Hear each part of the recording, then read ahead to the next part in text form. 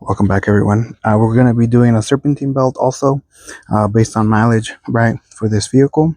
What I ended up doing here is grabbing my 17 millimeter short socket,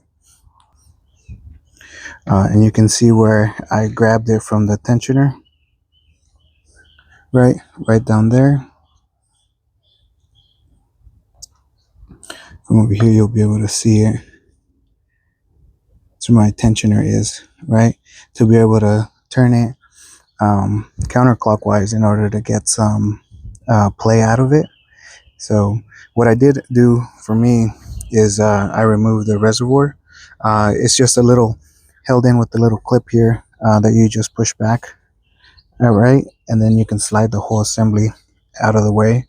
The other thing I did was disconnect this AC line from its little clip so that I could get my hand in here to be able to get the belt over the crank pulley, as you can see down there.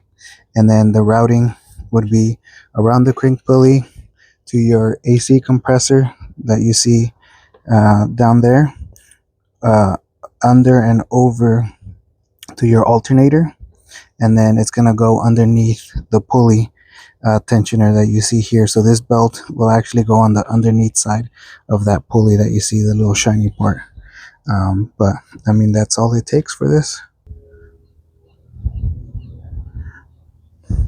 So now we're going to check to make sure that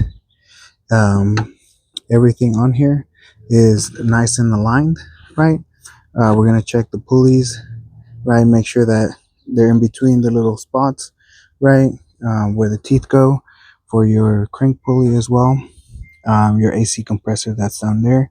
And right now it's under the tensioner as well.